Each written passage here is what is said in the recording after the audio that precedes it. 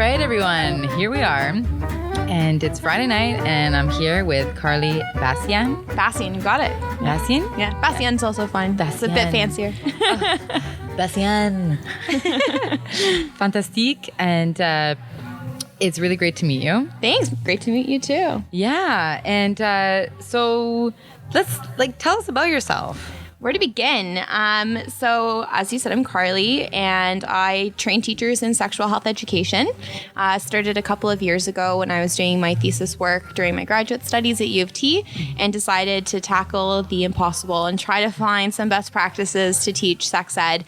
And after my research came out, so did the Ontario curriculum, which was really great timing. It was actually the first time that the curriculum for health and phys ed came out in over 15 years, which is highly problematic. So it was very good timing. And from that, I had a lot of teachers and other education stakeholders express interest in being trained in sex ed. And here I am today still doing that and having awesome workshops and conversations with people. Wow. Is that your main gig? No, it's a side project. Actually, I work full-time for Ryerson University doing completely unrelated work to that, which I also happen to love. So this is a total side project, a passion project, as I like to call it. Nice. Yeah. Nice. But you have no absence of customers. No, really no, because training is ongoing and people are always curious to talk about sex. So I'm lucky that I'm in this field. Yeah. And you came in before the sex ed curriculum came in? Pretty much identical timing. So I was doing my thesis, wrapping up in June of 2015, and the curriculum came out in February of that year. Wow. Coincided, yeah. And good for you, by the way, for doing a thesis. Are we talking master's thesis? Yeah. I was just looking at it earlier to refresh myself. Almost 100 pages. So and I was just thinking, wow, I could not do that today. Yeah. But the energy. Yeah. I did one too, but it was a major research paper, so it was 50 pages. Okay. But a summer of isolation. Yeah. Oh, yeah. Yeah. You have no friends. I forgot what it was like to be social, and it is your life. Yeah. Yeah. And I felt like I was so deep into it that I couldn't see the forest from the trees. Yeah. What was your topic? My topic was the propensity for immigrants to join the Canadian military. Wow. That's a mouthful of a title. Very important topic. Oh, yeah. It was recruited to get suited. Find it at a nowhere near you. But that's pretty cool. Mm-hmm. So you found that there was a need for this, and you started talking to teachers about this. Yes, and pre-service teachers. So when you think of the student teacher in the classroom, when I was at OISE at U of T, there was also a huge need because I had a lot of my friends who had zero teaching experience, and teachers would ask them to teach sex ed, and they were freaking out. And there was a high demand for that. So I've been to OISE for a few workshops as well to help our student teachers before they enter the classroom. Right on. Yeah. Right on. Yeah. Do you think that you're going to get a decline in people interested now with the new curriculum? I've already seen a little bit of a decline just because the hype isn't there as much, but the curriculum gets updated every 8 to 10 years, and there's always a controversy. So I really think that it will continue to be a demand, just potentially in different capacities. Yeah. Yeah. Oh, we're gonna get into that because we're both sexual health educators. Yeah. Woo! 2 in 1 room. Really, I don't think there's many of us. No, it's a very niche area, believe it or not. I know maybe 2 or 3 other people in the Toronto area that do this work, but not really with teachers. They do a lot of sex ed for kids or sex ed for parents, but for teachers specifically, not many people. Yeah. Yeah. So when I was trained in Vancouver, I took option for sexual health, sexual health educator certificate. It's a mouthful. And I didn't get it at first. I'm like, okay, so it's mandatory. Why would they need consultants to come into the schools? And the response that I heard from the majority of my classmates who were teachers was people are uncomfortable with it. Oh, yeah. Or it doesn't get taught. I don't know, that's true in your experience too? Absolutely. So just to provide some context in terms of the experience and training that teachers get, in the 2-year program that I was in, it was a 2-year master's program, we got 45 minutes of sexual health education the entire program. And that was a 2-year program. And now in Ontario, it is a 2-year program for teacher candidates. So it's likely roughly that, if not a little bit more. But teachers who were in the 1-year training program get next to no sexual health education. And if you don't have that background knowledge, and sex is already a difficult topic, uncomfortable topic for most people to talk about, imagine having to teach that. So you can only fathom the discomfort that the average person would have teaching it with absolutely no background knowledge and that general discomfort to begin with. Yeah. Yeah. It's a big problem. That's why we're here. Well, okay, let's jump right in. When you teach sex ed to adults, what surprises you the most? What surprises me the most? That's a great question. I think the biggest shock is how little adults know about sex. No offense, but just the basics. So, I mean, the Ontario curriculum, because that's the context I'm talking about, right? The information's pretty generic and pretty basic and very fundamental for teenagers growing up and young children growing up. But just every single workshop I have at least had one person ask me, what does transgender mean? Or what does transsexual mean? And just this fundamental identity piece that it's in the curriculum, it's talked about, and people just have absolutely no idea what these terms mean. Sexting's another one. I have teachers ask me, what does sexting mean? Or my students talk about sexting. What is that? And they have no idea. Yeah. Which is a little frightening. Yeah, and and funny that they talk to them about sexting. They're like, "Hey, miss." They don't talk about it. They overhear it. It's like, oh, I overhear my students tell me, what's the Snapchat and sexting and all these things. Yeah. Oh, that's really interesting. Mm-hmm. And it certainly takes some vulnerability for them to ask.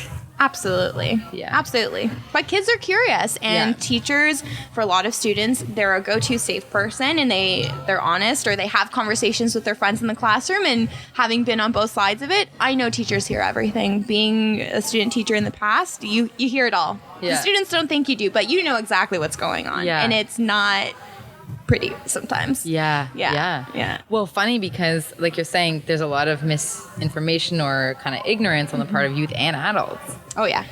I remember, to be honest with you, my first exposure to trans people was always slurs. It's always like trannies, transvestites, like all the derogatory language. Yeah, exactly. But without an understanding.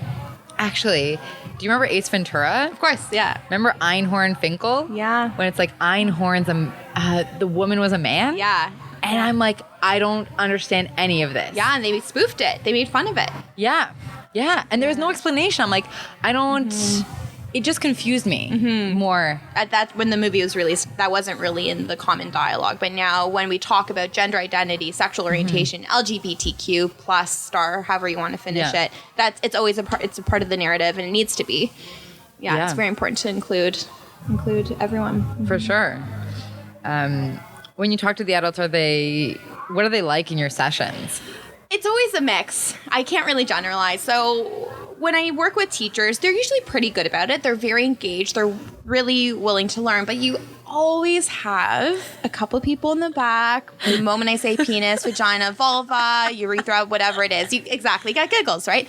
So every workshop I do, I always make sure that when I usually talk about language and the piece around how we stigmatize language and how I feel like that contributes to the stigma around talking about sex. I preface that segment with, we're going to be talking about language now. So before we even begin, I'm just going to ask you to say to yourself quietly, penis, vagina, just get it out there, and you get people laughing. So there's always that discomfort and that unease. It's uncomfortable to talk about, especially if you're in a room with strangers. Yeah. And it's also an added complication, I would say, because when you're a teacher, you really need to be careful about how you frame things and what you talk about, because there are ethical guidelines. You don't want to come across as too abrasive, too honest. You don't want to disclose too much information or talk about something really inappropriate. So having to navigate being able to talk about sex ed, but in not only in an appropriate way, but age appropriate too, that it gets complicated. Yeah. So for sure, little unease, discomfort. Oh yeah. And when you go out to pitch your services, who are you pitching, and what's and how do you do that? I'm really lucky. I've never had to actually really pitch people. I've been fortunate enough where people just kind of come to me. So again, as I said, worked with OISE. I did a couple of workshops for a professional development group for teachers and education stakeholders. And through that, I landed an amazing contract with OFIA, which is a nonprofit. They do resources, develop resources for health and phys ed. Did a contract with them. One of my OISE profs invited me to be a guest lecturer for a few of her lectures. I've offered offered my services at Oise on a volunteer basis, so I've gone there a few times. So luckily, just through word of mouth, and because it's a side project, I'm not really actively seeking people, but if anyone's interested, obviously feel free to reach out to me. But My Sex Ed. My Sex Ed, Facebook, Twitter, my email's carly@mysexed.ca. All the ways to get a hold of me. Fantastic. Yeah. Good to, hey, it doesn't hurt, right? Yeah. So, listen, back to these adults that you're teaching. Do they ever talk about the kind of sex ed they got when they were growing up? Not really, but speaking to my family members and people in the education community, it's pretty minimal. And honestly, I don't think it's changed a whole lot. And the problem with the curriculum, I'm going to admit something that not everyone's going to agree with, but everyone kind of knows there's a grain of truth to it. There's no curriculum police. So no matter how fantastic our curriculum documents are, how comprehensive, how holistic, at the end of the day, there's no curriculum police. We don't have our principals sitting in each teacher's room every time they teach sex ed to make sure that they're teaching all the points they're supposed to. Yeah. So at the end of the day, teachers are going to do what they want to do, which is a problem. And the teachers who want to get more professional development are the people who are coming to my workshops, but the people who probably do need that extra support are too shy or don't know how to reach out for those resources. Yeah. Yeah. You know, I feel like probably the best teachers come to your sessions. Yeah, and that's generally like with anything, right? Like even in the private sector, if there's a professional development opportunity, it's the people who are eager, who are willing to learn more and absorb more information. Those are the people coming out to these events. And it's just an unfortunate reality, and I try to spread the word, and hopefully colleagues talk to each other. Teachers are great for that. They are really good at sharing knowledge and hopefully getting that message out. Yeah, absolutely. Yeah. Oh, the old curriculum. Is there anything that you would add or change to it? I would definitely change the order of certain topics and also just adding a bit more in certain areas. So a great example that I often talk about is there's a lot of pushback, or there at least was at the beginning, because in grade 7, students are taught about STI prevention and HIV and what are the symptoms, how to prevent it. And then in grade 8, they talk about consent. But that's where people get upset, is the consent piece. They're like, oh, great, we're teaching them about STIs and safer sex. But consent, oh, that means that if we're talking about consent, that means that our students and our kids are having sex in grade 8. Yeah. It's not at all about that. And in fact, consent should be taught in junior kindergarten about if you want to share a toy, how to ask. If you want to give a friend a hug, ask first. If you want to pat someone on the head or on the back, ask first. Yeah. So the order really should be reversed, because if we're having conversations in grade 7 about safer sex and STIs, before we even get into that, what about the piece about consent? And when you're with a partner negotiating, what are my boundaries? What are my expectations? If I don't want to proceed in this interaction, how do I vocalize that in a way that you'll respect and understand? Absolutely. So the fact that it's reversed baffled my mind. And also, we all know kids are curious. So grade 7, that is now where students kind of start to experiment. So maybe it's worth having that conversation a year or two earlier to say puberty is amongst you and you may have urges that may lead to curiosities. And before you engage in any sort of activity, this is what you should know so you can make wise choices. Yeah. Yeah. It's funny because I think I get where the intuition's coming from. It's like, okay, STIs and HIV, that's going to scare them off. Exactly. We like that. We like that. But anything that's about giving permission or how to give permission as well as rejection. The myth is, I think, that that sexual health education promotes promiscuity. It's a huge misconception, and there is so much research to prove that it is wrong. A great example of that, in the United States, at least a couple of years ago, there was a report that was released saying that the government had funded over $1 billion in abstinence-based education across all the United States, because most states don't actually mandate sex ed. It's not a part of their health curriculum. And there's substantial evidence that shows that there are strong correlations between abstinence-based education programming with pregnancy rates and STI rates. So if students are not getting any information about safer sex and are basically just told don't have sex, pregnancy rates and STI rates go up. If that's not enough evidence for you to show that if we're not teaching them safer sex behaviors, they're still going to do what they want to do. There's no stopping them. So at least give them that information so they can make healthy choices. Yes. You're preaching to the choir right here. Although I shouldn't use church language to describe what we're doing. You know what? I've talked to a lot of Catholic school teachers, and it's really heartwarming to hear that they're very pro the new Ontario curriculum, because even though they teach in a Catholic school, it's mandated if it's public that they do need to teach health education. And I think that's another misconception that I'd like to sort of address, is that Catholic school teachers generally do teach the sex ed curriculum, and they do a very good job at it. But from my understanding, they just need to also integrate the Catholic values along with that. So students are still getting the information, which is really great, because students want that. That's the thing. There's reports. Planned Parenthood put out a really great report back in, I think, 2010, surveying students about what they want from their sex ed. And it was an enormous rate of students. They want sex ed. They're curious. They want to have their questions answered. Yes. Even though adults think, oh, they're so innocent. They have no desire to learn about sex. But the proof is there. The stats are there. Right. Yeah. Of course, which is good. And I think most parents want it too, from the things that I've read. And I'm curious about how they weave the Catholic angle in with the curriculum. I'm not too sure, because I've never been in a Catholic school. I'm not Catholic. There you go. I wouldn't know. Now, I think that what's underpinning this conversation is really the importance of sexual health education. And, so we should probably talk about what happens when people don't get any information or they get the wrong information. It's bad. It's bad news. And that happened here, even in Toronto. If you just Google search, Toronto Star articles about parents angry about the new curriculum in Toronto, the amount of parents who pulled their kids out of the class, even before the curriculum was officially implemented. It was released in early 2015, but legally teachers didn't need to teach it until the following school year, so September of 2015. And the amount of protests and parents pulling their kids out of their classes just because of all these misconceptions. So a really big one that I get from my workshops is it true that in grade 6 you're teaching my child how to masturbate? Because in the curriculum there's a suggestion for a topic.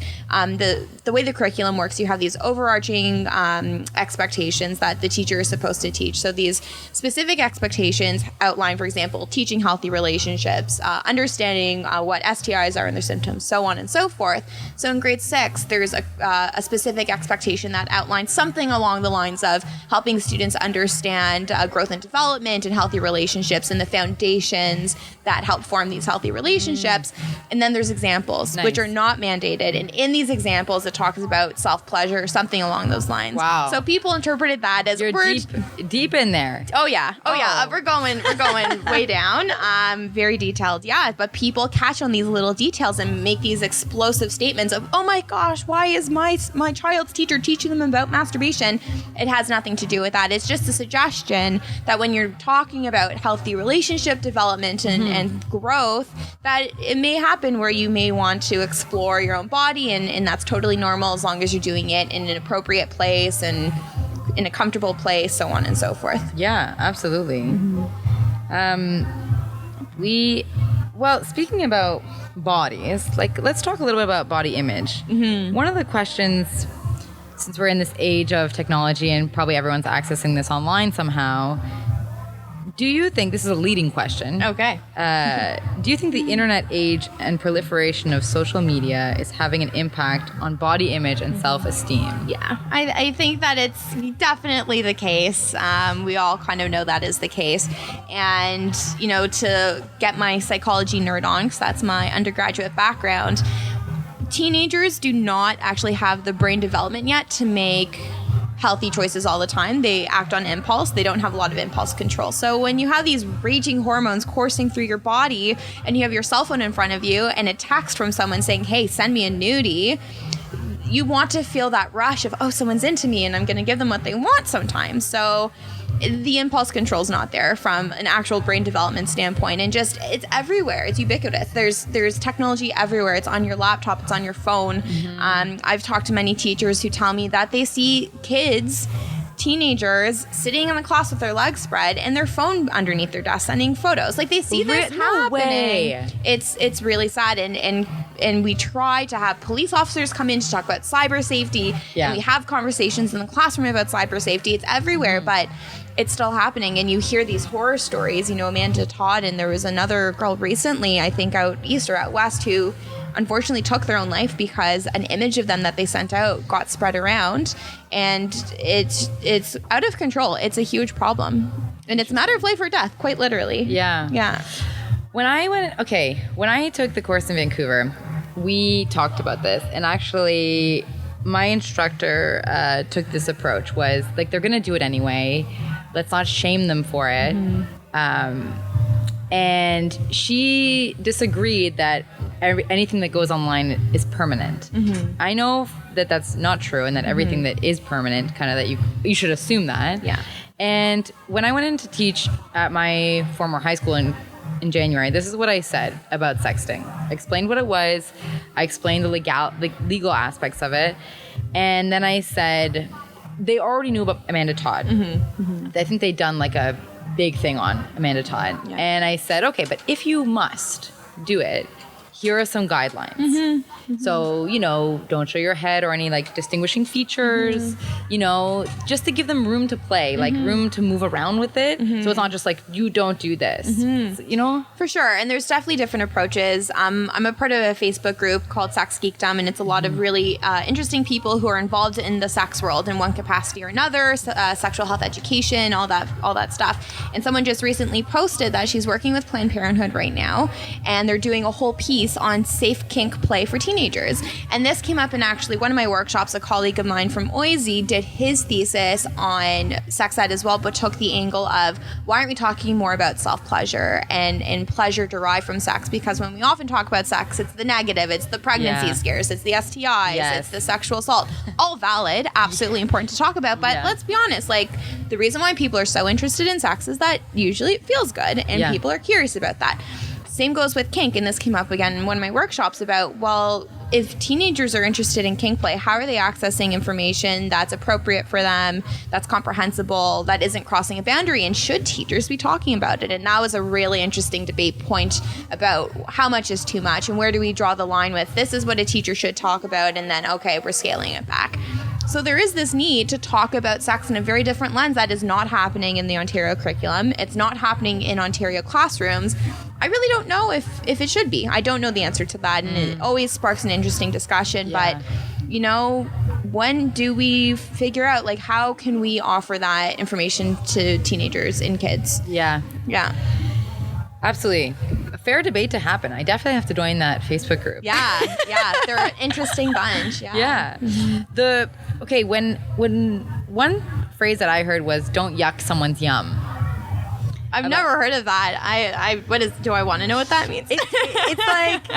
It's that everyone gets pleasure in different ways. Yeah. And don't yuck someone's yum. Okay. Yeah. No, brilliant. Sorry, I thought I heard something else. Absolutely. You can't judge someone based on their interests. As long as you're not harming anyone, you're not harming yourself, and it's consensual. Yeah. Then have at it, right? You can't judge anyone for their interests. Yeah. It's the second P word we should be talking a lot more about. Which is? The first one being penis. Of course. And the second one being pleasure. Yeah. Yeah. Absolutely. Yeah. Of course. Like, that's why I think it's so great that we're doing this work, you and I, and to all the sex educators out there, because I think we're flipping the script. At least the ones that are doing that from, like, at least from myself, like a non-judgmental perspective.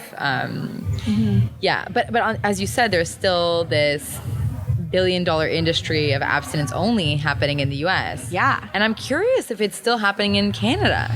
Abstinence-based, no. From my knowledge, every province, except I want to say maybe Quebec, there is a mandated sex ed curriculum, and they do talk about sexual activity. So I think Canada's doing a pretty stellar job. Ontario's really up there now. Before the update in 2015, we were really lagging behind. Yeah, it hadn't been updated since 1998? Yeah, so 1998, 1999, 2000, there were 3 different documents. And what happened in 2010 was Dalton McGuinty came in as premier, and Kathleen Wynne was actually our Minister of Education at the time, and she's the one who actually released an updated sex ed curriculum for the grade 1 to 8 age range, and there was so much pushback from parents, and Dalton was freaking out, so he pulled it back and basically just replaced it with the old curriculum from 1998. Yeah. So now that Kathleen Wynne was premier, she reintroduced the same curriculum that was released in 2010. Yeah. There were a few updates added, consent was added, a couple other things. Yeah. That was the history there, and it was highly controversial. Yeah, absolutely. And the consent piece was added because of the two 14-year-old women, girls who said we want, they have a documentary, I think, out called We Give Consent. Mm-hmm. And I've seen them speak and they're fantastic. Mm-hmm. And I'm really impressed to see that. Mm-hmm. Can parents still pull their kids? They can. Mm-hmm. Yeah. A parent has the right, if the child is under 18, they can withdraw their child from any course they want, not just sex ed, whether it's science, whether it's math. They legally have the right. And I get a lot of mixed answers. I've talked to the ministry about this. I've tried contacting principals, superintendents. What happens if a parent decides that they want to pull their child out of a class because they still need that content somehow? They still need to be assessed. A teacher can't legally give a 0 because they didn't do the work. So it's not that they earned 0, it's just incomplete. So from an assessment standpoint, it gets really confusing, and I've got mixed answers where it's up to the parents to get the education for their child, or they'll just amend the marks from the other 3 health strands and just disregard the sex ed one. I still don't have an answer that's confirmed, so if anyone happens to know, that'd be great.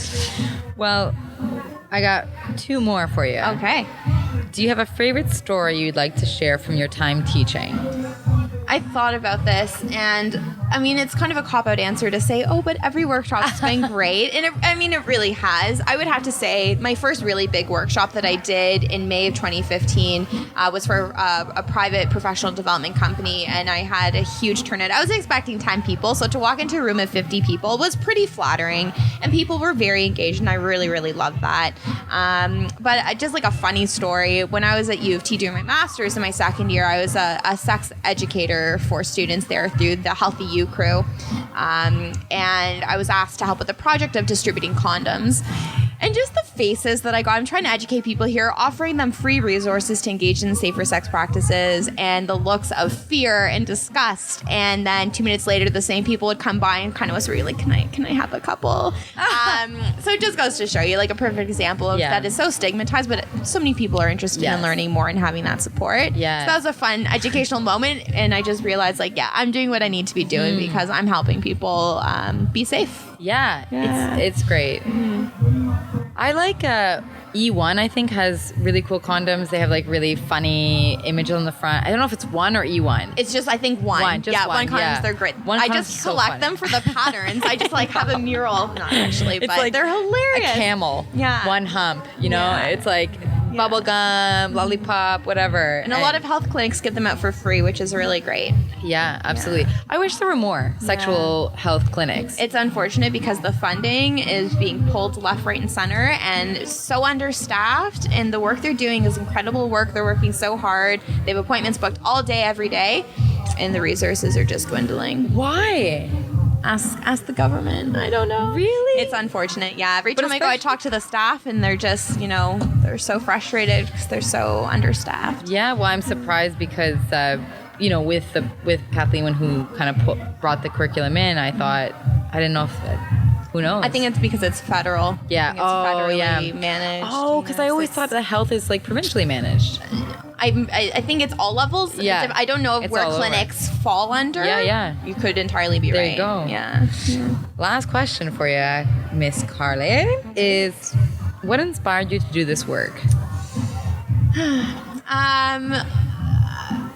Some of my earliest memories from public school, I can't believe I'm going to admit this. I remember distinctly in grade 3 running around the playground asking all my friends, do you know what your period is? And all of them saying, it's a period at the end of a sentence. It's a dot at the end of the sentence.